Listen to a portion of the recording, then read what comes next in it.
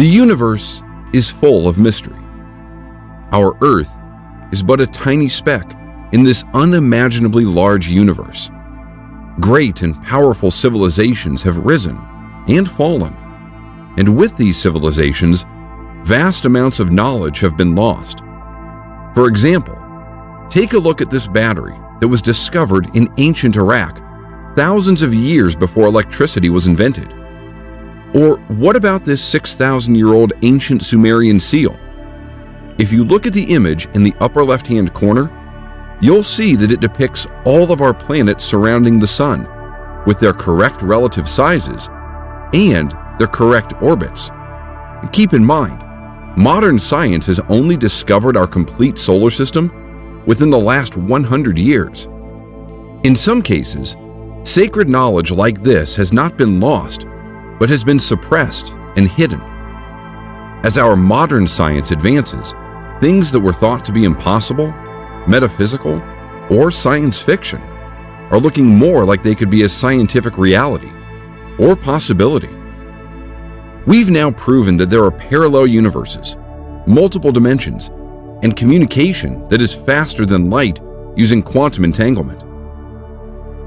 As science and spirituality advance, they continue to apparently intersect with one another.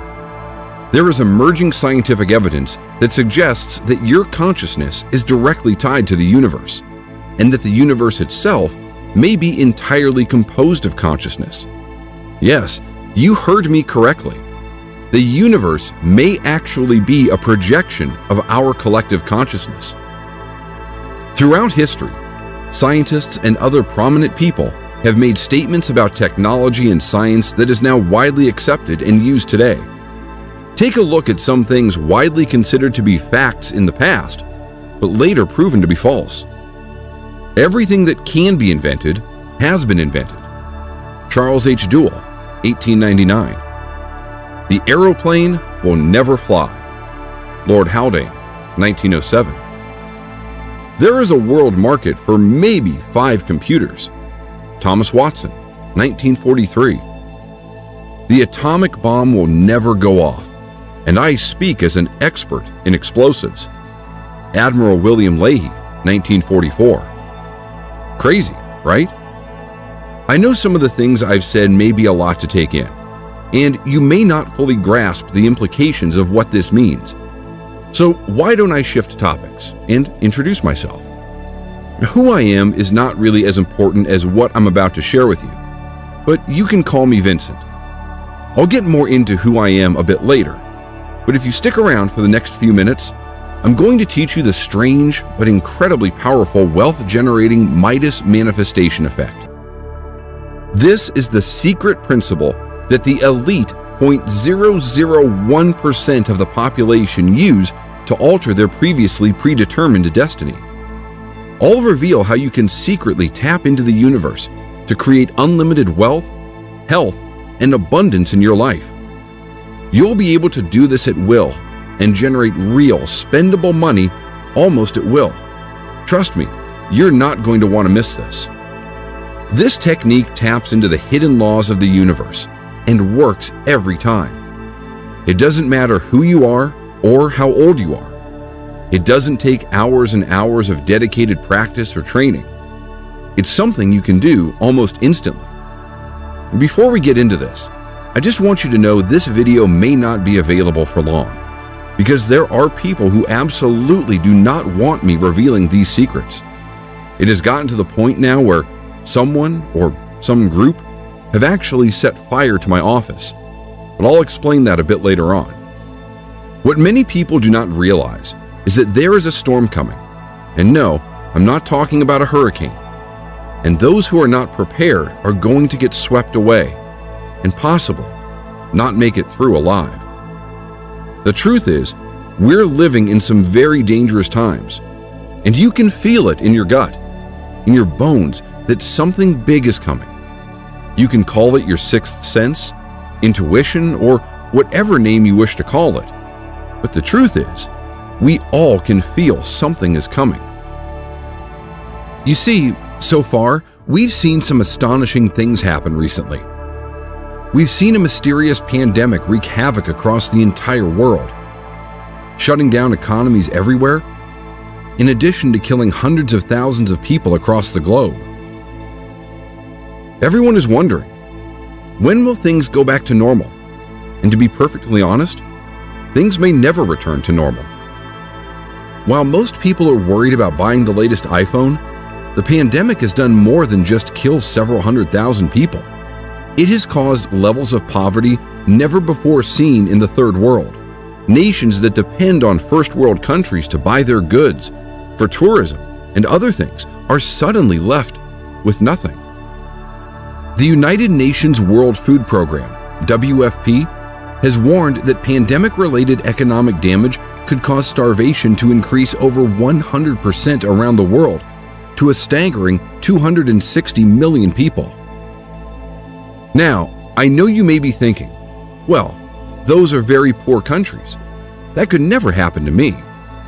When mass layoffs happen, when businesses start to go under as stimulus money runs out, or if a second or even third wave of the virus hits, your source of income, your job, may be at risk.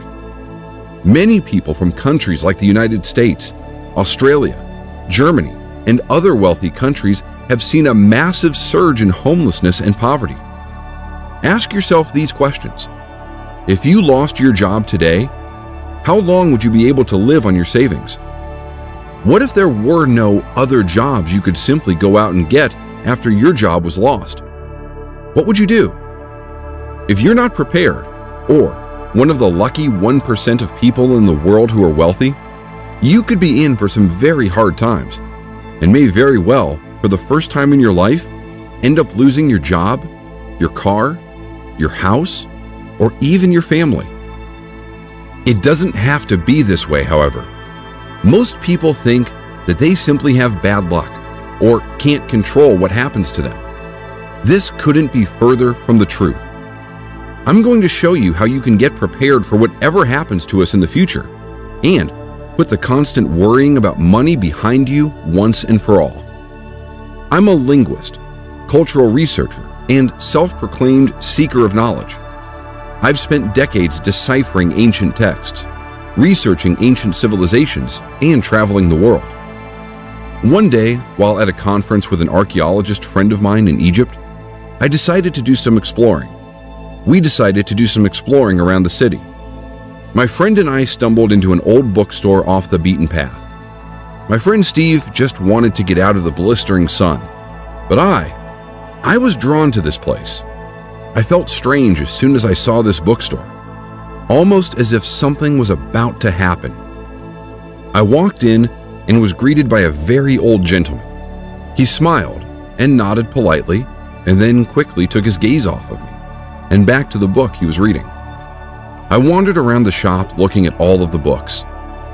As I moved toward the back of the store, I noticed a book was out of place and looked as if it was almost about to fall off the shelf. I went to push it back when I noticed behind it was another book, very old, covered in dust.